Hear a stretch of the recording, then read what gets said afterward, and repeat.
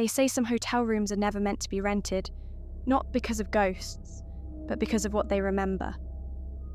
Jamie was a seasoned travel photographer, logical to a fault, grounded in facts, not superstition. She had slept in ancient crypts, climbed through abandoned asylums, and walked alone through forgotten war zones. But nothing ever truly unsettled her, until she booked a last-minute stay at a crumbling hotel on the edge of Prague. It wasn't on any booking app. She found it through a strange forum post. Historic, quiet, off the map, it said. The photos were old, slightly distorted, but something about it intrigued her. When she arrived, the hotel was barely lit, nestled behind overgrown hedges and iron gates that creaked open by themselves. Inside, the air was stale, like something had been trapped there for decades. The man at the front desk looked startled when she approached, as if he hadn't expected a guest. His eyes were sunken, his voice dry. He handed to her a key to room 312, then paused, his hand trembling. After a moment of silence, he snatched it back and forced a smile. "Apologies.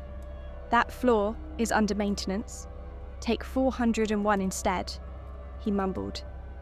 Jamie, confused but tired, accepted the change and got into the elevator. That's when things began to shift. The elevator flickered and buzzed, lights dimming. It stopped between floors, then restarted. But instead of floor 4, it opened to floor 3, long, narrow, dimly lit, with wallpaper peeling like shedding skin. The hallway was lined with doors sealed shut, marked with yellowing "Do Not Enter" signs and faded red tape.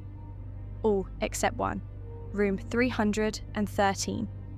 And somehow, the brass key in her hand now read 313. Cold air leaked from beneath the door. Her instincts told her to turn around, but curiosity pulled her in. As she stepped inside, the door closed behind her on its own, locking with an audible click. The room was quiet. Dust floated through shafts of pale light from a cracked window. Everything seemed untouched for decades. Faded furniture, a rust-stained sink, and a clock frozen at exactly 3:13 a.m. There were no mirrors, no phone, and no Wi-Fi signal. Yet the television was on, flickering static. The volume silent. When Jamie reached for the remote, the screen changed by itself. It showed a live feed of her standing in the room. But in the frame, someone stood behind her, tall, still, smiling. She turned around quickly. Nothing. No one. Just the faint smell of sulfur in the air. The screen changed again. A countdown appeared. 3 hours, 12 minutes, and 58 seconds. 3 hours, 12 minutes, and 57 seconds. She felt something shift in the room. Her breath fogged in the air. The walls darkened as if being soaked in shadow. She rushed to the door, but it wouldn't budge. Not jammed, just sealed.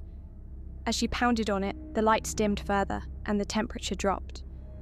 The hum of the old TV grew louder, almost like a heartbeat. Then came the whisper. It wasn't from outside. It came from the closet door.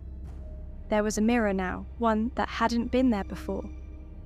Her reflection stood still, but it wasn't copying her movements. It was smiling. Slowly. And then it whispered. "You're almost ready. Just 60 seconds left." Jamie backed away, trembling. Her reflection did not. The lights above flickered, then shattered, one by one, until the room was bathed in a low, unnatural glow. The clock on the wall clicked backward, 3:12, 3:11, then forward again. 3 hours, 12 minutes, and 59 seconds. Her ears rang. A low rumble came from beneath the floor. Then the TV flickered once more. Now it showed her, lying in the bed. She hadn't laid down. She hadn't even moved. But in the footage, her eyes opened and began to bleed. She turned away from the screen, and now the room had changed. The wallpaper was gone, revealing dark, scorched wood. Scratches covered the floorboards, names, dates, and the word "replace" etched over and over. Chains hung from the ceiling. And then, the mirror cracked. A long, jagged split formed from top to bottom. Her reflection began to bleed from the eyes. It tilted its head and walked away. Even though Jamie hadn't moved, the mirror showed her leaving her body behind. The room pulsed once, like it was breathing. Then, the lights went out. Only the television remained, casting a faint blue glow across the floor. It now showed a new feed. Jamie, standing in the room, her mouth stretched into an unnatural grin. Her eyes pitch black. She blinked in perfect sync with the screen. But she wasn't in control anymore. Her body belonged to something else now. Something ancient, watching, waiting. Room 313 hadn't taken her life. It had taken her place. And the hotel?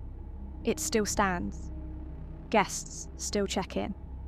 But room 313 remains unlisted, vacant.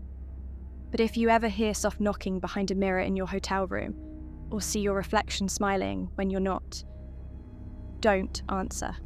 It might be waiting for you next.